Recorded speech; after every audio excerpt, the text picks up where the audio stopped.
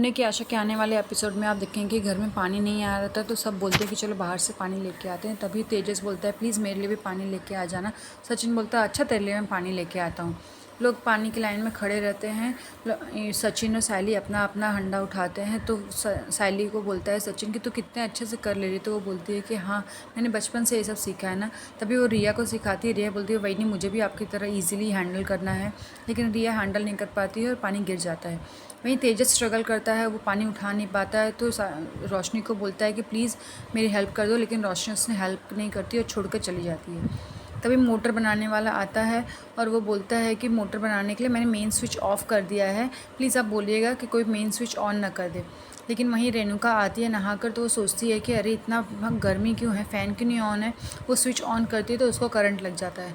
फिर एक के बाद एक शकू आती है तो वो भी सोचती है कि रेणुका क्या कर रही है। वो उसको टच करते है तो उसको करंट लग जाता है। वहीं रोशनी को करंट लग जाता है। तभी तेजस रोशनी को हक करने आता है तो उसको भी करंट लग जाता है। फिर रिया आती है, वो बोलती है कि अरे इन लोग क्या कर रहे हैं। रिया भी जैसे ही टावल उनके ऊपर फेंकती है तो रिया भी उसी में चिपक जाती है। तो सायली आती है और सोचती है अरे इन लोगों को तो करंट लग गया, अब क्या करूं। तो वो जाती है बेलन लेके आती है और उन लोगों को छुड़ाने की कोशिश करती है। उससे याद आता है कि हाँ उसने मेन स्विच के बारे में तो किसी को बताया नहीं। तभी वो काकू के हाथ पर दो बार ज़ोर से बेलन मार देती है और सबके सब निकल जाते हैं करंट से। लेकिन करंट से निकलने के बाद में भी रेणुका अपनी आदत से मजबूर और सायली को बोलती है कि तूने ये क्या किया, तूने मुझे बेलन से मारा, मेरा हाथ दर्द हो रहा। तो वो बोलती है काकू मैं क्या करूं, लेकिन आप लोगों को इससे छुड़ाना ज़रूरी था, नहीं तो आप लोगों की जान पर बनाती थी। और कभी भी किसी को करंट लगता है तो ऐसे ही लकड़ी से ही निकाला जाता है। तो फिर सचिन बोलता है तूने एक नंबर काम किया सायली, मैं बहुत प्राउड हूँ तेरे ऊपर। लेकिन रेणुका बोलती है हाँ हाँ इसने तो मेरे ऊपर हाथ साफ कर लिया, इसको तो सिर्फ बहाना चाहिए। सचिन बोलता है जाने दे, इन लोगों को बोल के कुछ फ़ायदा नहीं है, इसको सिर्फ तेरी कमियाँ दिखाई देती हैं।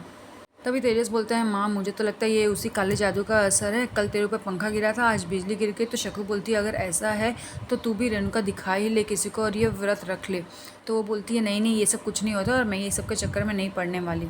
दूसरी तरफ सचिन तैयार होता है इंटरव्यू पे जाने के लिए। तो सायली उसको जब टिफ़िन देती है वो बोलती है कि आज तुम कहीं जा रहे हो क्या, ये स्मार्ट लग रहे हो, फॉर्मल्स पहनकर तुम बहुत अच्छे लग रहे हो। तो वो बोलता है कि यार रोज़ क्या मैं टैक्सी के कपड़ों में अच्छा नहीं लगता। तो वो बोलती है हाँ तुम रोज़ स्मार्ट लगते हो लेकिन आज एक नंबर लग रहे हो। तो वो बताता है कि हाँ उसने वहाँ पे अप्लाई किया है और वहाँ पे अगर उसका इंटरव्यू हो जाएगा तो उसकी जॉब अच्छी हो जाएगी और वो अच्छे से बिज़नेस कर पाएगा। तो सायली बोलती है कि देखो तुमने एक कदम बढ़ाया है तो पापा हमारे साथ में सच में अच्छा करेंगे। और सायली उनके लिए आरती लेके आती है। वो बोलता है कि तुम ये क्या कर रही हो सायली। तो सायली बोलती है तुम हमारा आशीर्वाद और पापा का आशीर्वाद हमेशा तुम्हारे साथ में है। वो पप्पा से प्रार्थना करती है कि प्लीज़ सचिन को ये नौकरी दिला देना, उसको मैं अब नौकरी के लिए परेशान होता हुआ नहीं देख सकती। तभी साली को फ़ोन आता है और वो लोग बोलते हैं कि आपने जिस वेडिंग के लिए बात की थी वो ऑर्डर आपको मिल गया है। तो साली बहुत खुश हो जाती है, वो पप्पा को धन्यवाद बोलती है। दूसरी तरफ सचिन जाता है जब इंटरव्यू के लिए तो वहाँ पे वो उससे बहुत खुश हो जाते हैं। बोलते हैं कि आपका विज़न देख के लगता है कि आपका प्रथम इम्पोर्टेंस सिर्फ कस्टमर ही है। तो बोलता है कि हाँ मेरा भी प्रथम इम्पोर्टेंस कस्टमर ही है। तो बोलते हैं कि आपका विज़न तो हमारे विज़न से मैच हो रहा है, हम आपको जल्दी बताएंगे कि क्या होता है। वहीं सायली को जब वो कॉन्ट्रैक्टर मिलता है वो बोलता है कि ये छोटा सा ऑर्डर है, इसी में आपकी परख होगी कि हाँ आप कैसा काम कर सकते हो। सायली बोलती है मैं इसमें अपना 100% दूंगी, बस आप एक बार मौका देकर देखिए। फिर सायली को 10,000 एडवांस भी मिलते हैं उस चीज़ के। तो वो बहुत खुश हो जाती है, घर पर मिठाई लेके आती है, वो काकू को देती है मिठाई। तो बोलती है अरे ये मिठाई मुझे नहीं खानी है, तो परेश को भी क्यों दे दी, तुझे पता है ना उनको शुगर है। तो बोलती है मुझे पता है उनको शुगर है इसलिए मैं ये शुगर फ्री मिठाई लेके आई हूँ। परेश बोलता है जाने दे, तू उनकी बात को छोड़ दे और मैं तो मिठाई ज़रूर खाऊंगी। तो बोलता है कि रेणुका तू हमेशा इसको ताने देती है, कभी तो इसको आशीर्वाद भी दे दिया कर।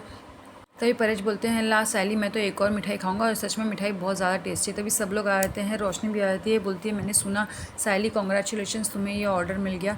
तो रोशनी भी खाती है वो मिठाई और तेजस मुँह देखता रह जाता है, बोलता है कि अरे इतनी मिठाई खा रहे हो तुम लोग। तो रोशनी बोलती है अरे ये शुगर फ्री है। और परेश बोलते हैं कि मुझे भी एक और खानी है। तेजस के मुंह में पानी आता है लेकिन वो बोलता है नहीं मेरा तो फास्ट है और रेणुका ने भी फास्ट रखा होता है तो उन लोग नहीं खा सकते हैं।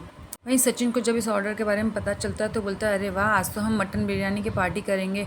तो रेणुका बोलती है जाने देना इन लोगों को पार्टी करने दे, हमें क्या, हमारा तो फास्ट है तो हम नहीं खाने वाले हैं।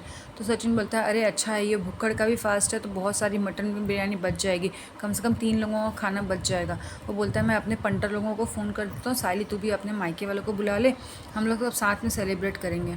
वहीं सचिन को फ़ोन आता है उन लोगों की तरफ से, वो बोलते हैं कि हम आपका ऑफ़र एक्सेप्ट कर रहे हैं, लेकिन हमारे यहाँ पे सिर्फ ड्राइवर का प्लेस खाली है और हम आपके साथ में कोलैबोरेट नहीं कर सकते हैं, क्योंकि हम आपके पास अभी सिर्फ 2 ही टैक्सी है और वो भी लोन पर, तो हम आपको सिर्फ ड्राइवर की पोस्ट दे सकते हैं। तो सचिन साफ मना कर देता है, बोलता है नहीं, मुझे मेरा बिज़नेस आगे बढ़ाना है, मुझे कोई नौकरी नहीं करनी है। तभी सचिन सारा सामान लेके आता है बिरयानी का। लोग खुश हो जाते हैं कि अरे वाह, बिरयानी बनने वाली है। तभी रिया बोलती है मैं भी करूँगी, खाऊंगी बिरयानी। तो रेणुका बोलती है लेकिन हम जिससे बात नहीं कर सकते तो उससे कैसे खाना खा सकते हैं। रिया बोलती है टेस्ट एक तरफ है और झगड़ा एक तरफ। वहीं सायली और उसकी फ्रेंड जाते हैं मटन लेने के लिए, वही रोशनी के चाचा के पास में। वो उसकी बहुत तारीफ़ करती है, वो बोलती है कि ये बहुत अच्छा मटन देते हैं। सायली बोलती है बहुत अच्छी बात है, फिर तो मैं हमेशा यहाँ से लेके जाऊँगी। लेकिन जैसे ही चाचा सायली को देखते हैं वो अपना फेस कवर कर लेते हैं। वो सोचती है कि अरे ये यहाँ पे कहाँ से आ गई, ये लोग यहाँ से मेरा काम बढ़ाने के लिए आए हैं, काम बिगाड़ने के लिए। मुझे तो लगा था कि आज मेरी अच्छी बिक्री होने वाली है, 3 किलो मटन जाने वाला है, लेकिन अगर ये हमें मेरी रोज़ की कस्टमर बन जाएगी तब तो मेरा धंधा ही बंद हो जाएगा।